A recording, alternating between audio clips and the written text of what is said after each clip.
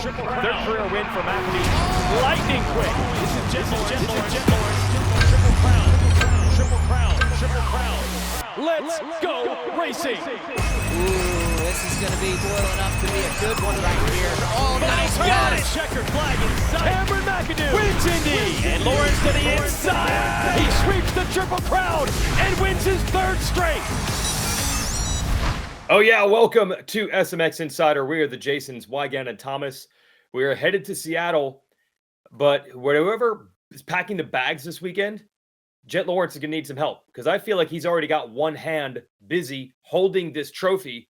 I know it seems nuts that we're just past the halfway point, but JT, you can't have three more symbolic wins than, let's see, beating Eli Tomac at Daytona, not letting Cooper Webb catch you and he was stalking you the whole time in Birmingham, and then sweeping a Triple Crown against Ken Roczen on the track where Roczen won last year. It doesn't get much more symbolic than that. Yeah, we should be careful. If you think about last season, we were ready to hand Eli Tomac the trophy as well, and we kind of saw how that changed with Cooper Webb leaving the series in Nashville and then Eli Tomac leaving in Denver. But it certainly feels like Jett Lawrence is on his way, and you look at the points, he has absolutely blown the points apart throughout this field. So I don't know. We'll have to look back in a few weeks and see, but it certainly felt like that it was a pivotal moment. And in the 250 class, Cameron McAdoo now with a slim lead in 250 East, but they're going to go on ice for a few weeks. As we talk about Seattle, we talk about the return of 250 West, where a different Kawasaki rider leads the points. We have a lot more to come on this show. We will review Indy. JT and I will debate, is old, young Ken Roczen similar to the young Jett Lawrence of today? We'll talk about the Seattle track. We'll talk about all the other moves within the championship.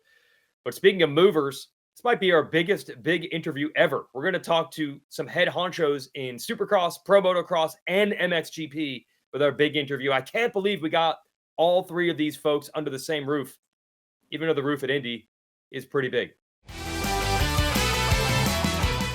And welcome to maybe the biggest big interview we've ever had. We have three big principals of this sport with us. David Luongo, the CEO of Infront Motor Racing, which runs the MXGP World Championship, and Tim Cotter of MX Sports Pro Racing, Dave Prater from Feld Motorsports and Monster Energy Supercross. And this is what we've been talking about for the last couple of years. Everyone on the same page, all the big brains, I like to say, in one room. And that includes you, David, getting to see a Supercross for the first time? Yeah, it's my first time here, so in Indianapolis. So we started the season last week in Argentina, and I have been invited by Feld and MX Sport to come here and to join you. And well, it's amazing. So I'm very impressed by the stadium, the track, and all the infrastructure around the paddock and everything. So it's a big pleasure for me to be here, but also the biggest pleasure is to meet you guys and to spend time together. That's pretty cool. JT?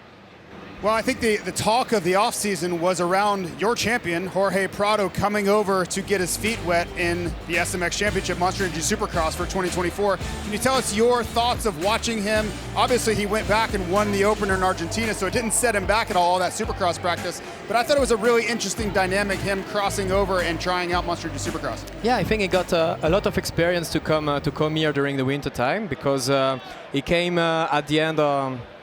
When he made the first race last week, he was already ready to start the championship. So I think on the pressure handling and also new technique with the Supercross, he got a lot of experience for this month here. And yeah, he will have a very tough season, because also in MXGP we have a very strong lineup this year with Jeffrey Erlings coming back, Tim Geiser, Fabre. So for sure he got the best of his experience here. I think for him he wanted also to live that once in his life, to get the taste of the American Supercross. So yeah, he came back very motivated for the season, and it's a very good input for him. Yeah, for sure. Yeah, both series can boast the hashtag deep field, both here in Supercross and over at MXGP. What was it like, considering on your side, Dave, to have Prado come over here and do a couple of American races? It was amazing. I mean, he's obviously, you've seen him, he's amazing on the racetrack, even at Supercross, which he had little to no experience in, but also just a charismatic, just great guy to work with. And he was just so happy to be here. And it was fantastic. We'd love to have him come back for sure. JT, what are you thinking down there? Yeah, and I wanted to bring in Tim Cotter, Vice President of MX Sports, and ask, because I've been watching the EMX program that David Luongo and Infront have done a great job of cultivating, and SMX Next has really come to the forefront. You look at the talent that's being developed here in America, and the programs really seem to be aligned, and the future has never been brighter, regardless of which continent you're on. So I would love for you guys to just talk a little bit about how is that program how did it come to light, and where do you really see it going over the next decade or so? Well, that's a good question, JT, and thank you.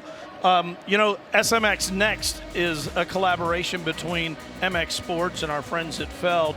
And now with David here, we can continue to collaborate. And how do we take our amateur riders into that next step? How do we make sure that they're ready? Because it's a huge step. And we learned that we weren't doing a very good job and that we had to change something. And now you can see that those riders that have now graduated are really doing a great job. Yeah, and you have had that, David, the EMX program, Yeah. and just talk about what that is like and what that's done for the top level of MXGP. Yeah. We started that program 15 years ago, and for us was very important to create a pyramid system. And the base of this pyramid is the 125cc. This category is bringing the talent of tomorrow, and you need a very strong category of 125 to then get MX2 rider and then to feed up the MXGP class. And we make the EMX2 ride on the same weekend as the GP guys, because we have the 2 days program, and it gives the lineup very strong and very open, you know. So, but this is the base. If you lose the kids, then year after year you lose the talent. So the kids are the base of our sport. Yes, definitely key. Yeah, and it leads to these great championship battles that you have in your championship, or what we're watching right now in Supercross. But I think the main thing every rider says when they first start this, how nervous they are. And then they say how nervous they are, and then they tell you a third time. So it's that experience, Dave, under the lights that really changes the game. Yeah, 100%. And David said, I mean, basically, all these kids grow up racing. They know what it is to race. But when you fill a stadium or you have a packed motocross track with fans screaming your name and you've got all the press responsibilities and everything else, that brings its own set of pressures. And it's a little stepping stone that we were missing in the past, and now these kids come into it much better prepared for the programs.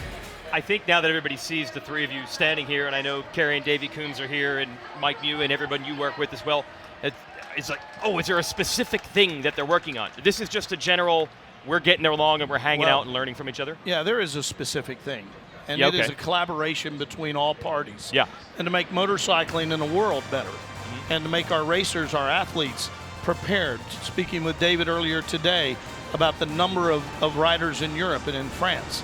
And how do we make them where there is a place to go, where there is a championship to race at. And so by all of us working together for a common goal, it can only be better.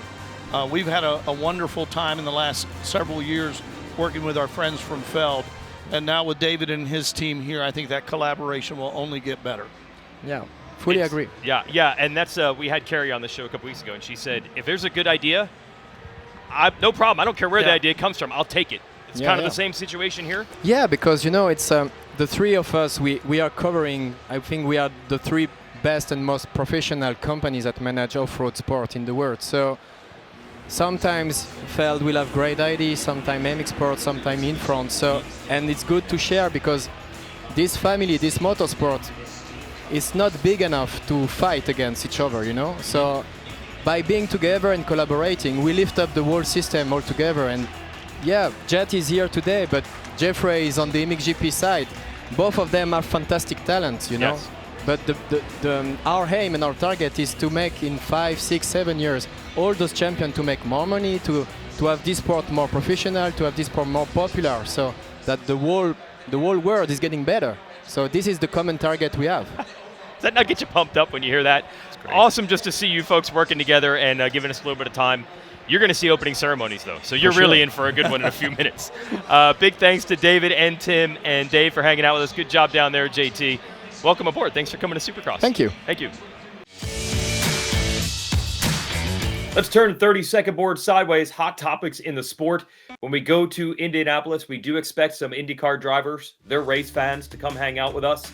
So Marcus Ericsson came up to the booth with myself and Ricky Carmichael, and Ricky asked him the guaranteed question: what seems crazier, 240 miles an hour into a corner in Indy, or taking on some rutted, difficult Supercross obstacles. And no surprise, JT, he thought the motorcycle guys were nuts. Yeah, I think the mutual respect for each discipline, and we see this whether it's MotoGP or any kind of crossover, everybody looks at the other guy saying, you guys are crazy.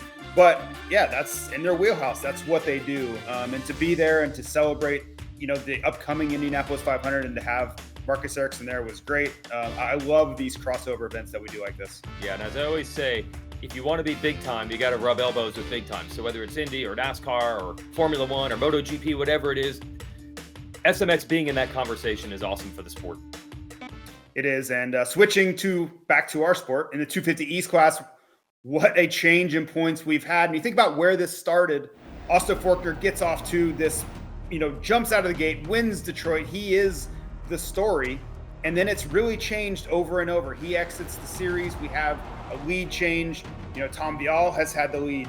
Cameron McAdoo finally gets the lead this weekend. And it's really just been this carousel of who is going to step up, who's going to take the momentum over in this series. And I still don't have the slightest idea of who's going to be champion in this 250 East series. Yeah, but I do want to ask you this. So Forkner's out with injury. Seth Hamaker's been up and down. Anstey's had 2 bad weekends in a row. Do you think we're now down to just 3? Do you think it's down to Vial, McAdoo, Deegan?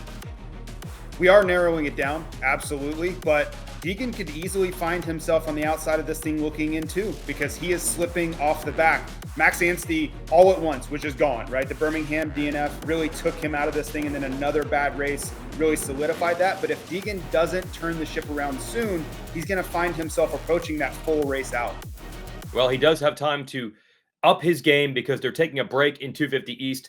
This gives us a chance to look at the playoffs. It's very early to be talking playoffs, but we've had a couple of races now in East and West, and we will combine those points and the points from Pro Motocross to determine who gets into the playoffs. And that's Deegan winning that SMX World Championship last year.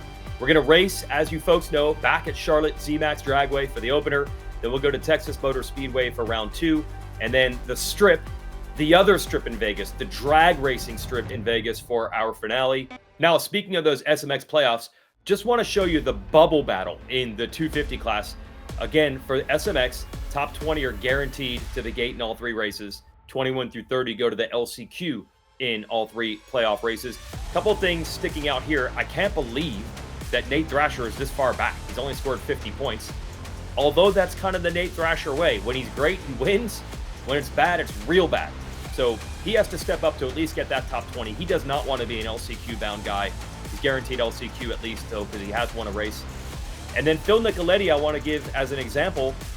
He's going to race a 450 in motocross. Last year, he used that to make the 450 side of the playoffs. He'll probably vacate his 250 position. So I think you're going to see 250 riders who aren't on the list yet fighting to get their way in. It'll be exciting as the year goes on. One of the breakout stars of Supercross this year has been Cody Schock. Spectacular, consistent rides, scoring a lot of points for Muck-Off, Club MX, FXR Yamaha. Somehow with a broken collarbone, he was still hovering around top 5. But here's my thing for you, JT. After all this, he currently only has a Supercross-only deal. So is this Cinderella story going to end with injury? Is it going to end with his contract being up? Is he going to race outdoors and get into the playoffs? So much wondering about Schock right now. Yeah, what a strange sequence of events. See him going through rehab. This was an hour after he had surgery there, Dr. Navarro working on him. And for him to show up and come back last weekend and put in a top 5 performance in Indianapolis, that was incredible. I don't think anybody expected that. I certainly didn't expect him to race at all. So I don't know what to make of it.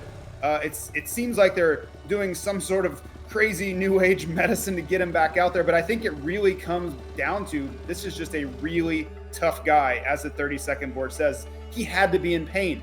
And to perform at that level under that much pain says a lot about who Cody Schock is as a racer. All right, let's talk 250 West here a little bit. A little refresher. It is Levi Kitchen ahead in points. You could maybe argue this is turning into a 3-horse race as well. You see Jordan Smith is only 4 points back, and RJ Hampshire only 1 point behind Smith. So I think it's going to come down to those 3. What are you thinking, though? Who has an edge here, JT, as we get racing in Seattle?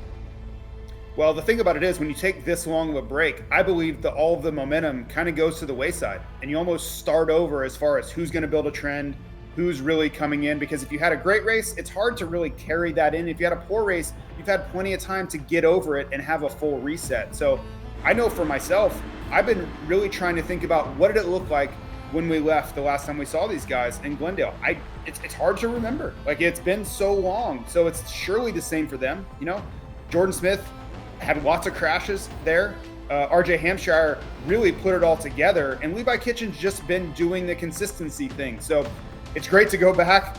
As soon as we seem like we figure something out in one of these coastal championships, we switch to the other side and get a whole new breath of life. So I'm excited to see these guys get back out there.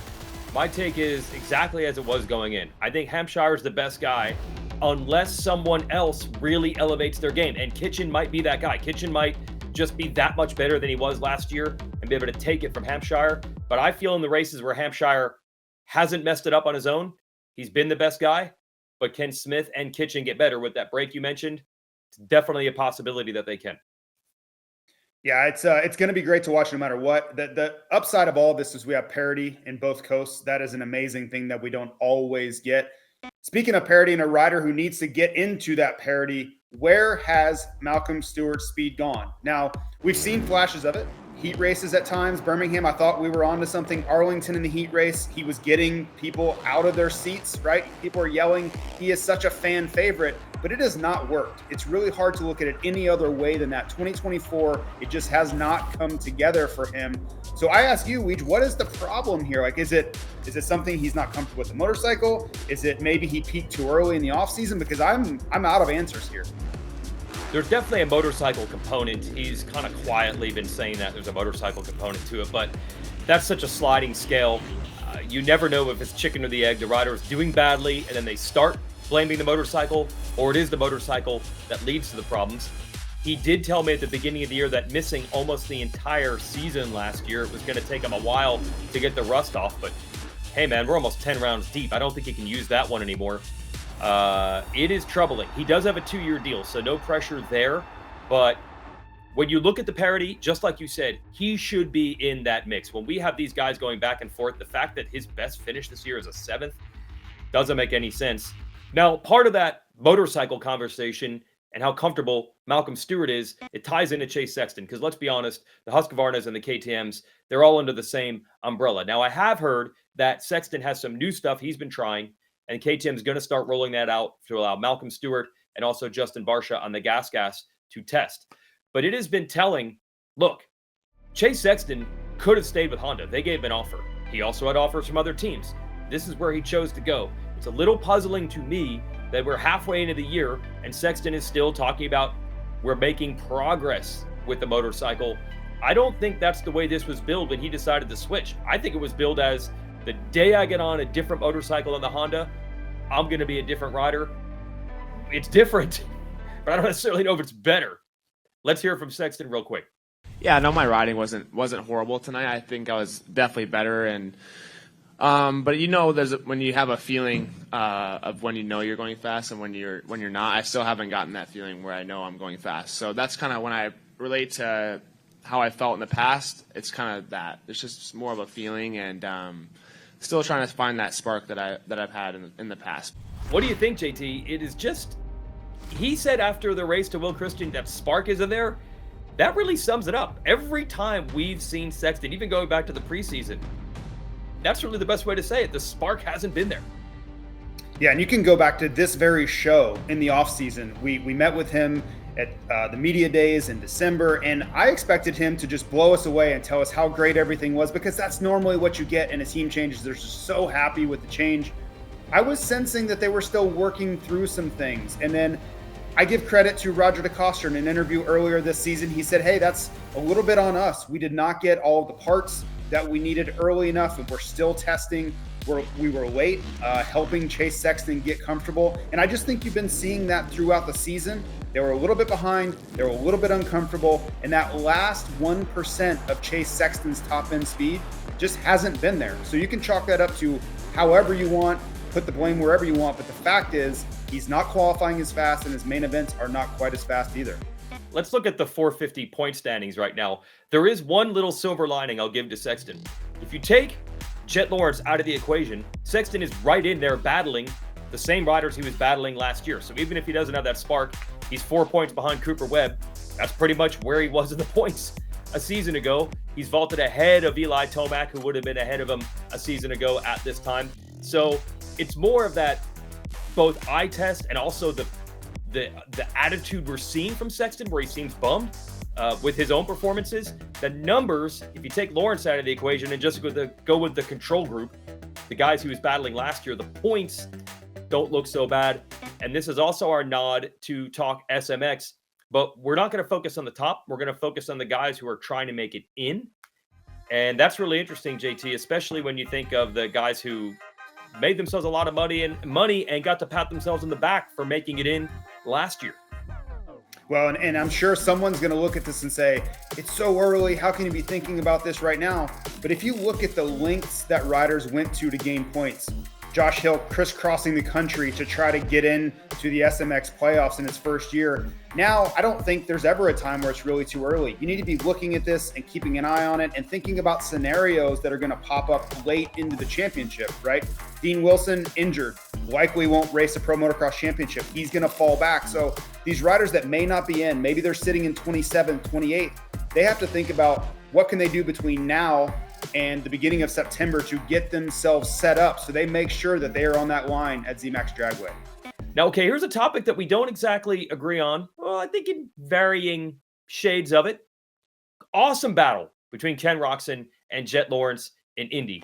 And what I like about it is you get a really rutted technical racetrack, and these are two tacticians. They don't look similar on the bike, but they are not guys that go faster by just twisting it harder or going for it more. That's what Eli Tomac does.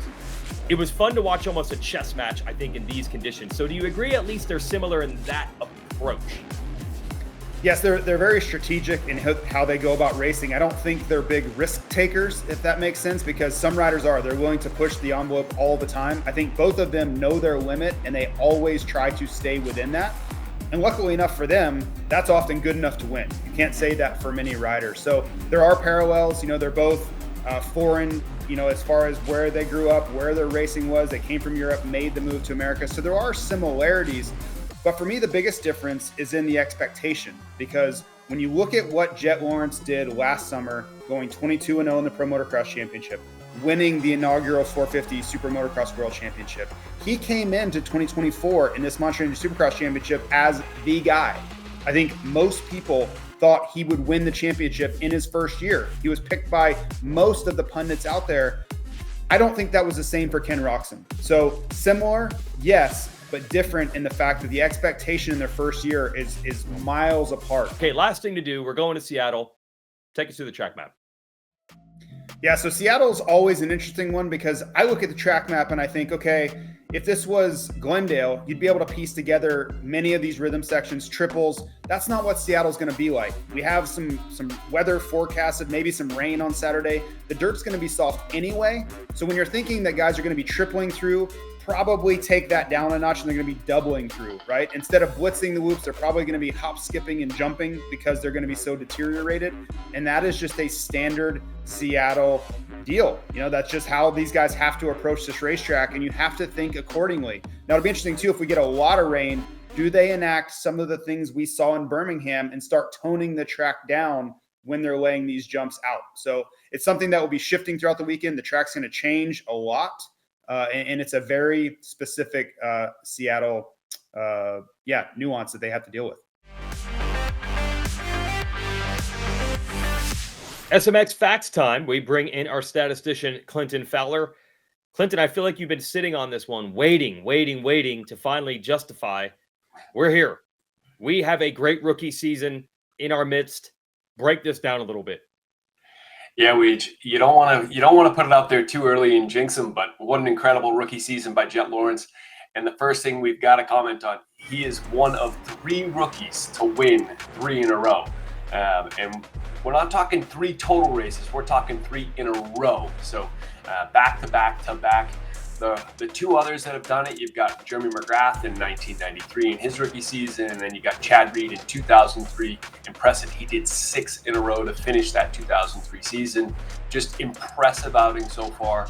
JT, what makes it so difficult to win consecutive races?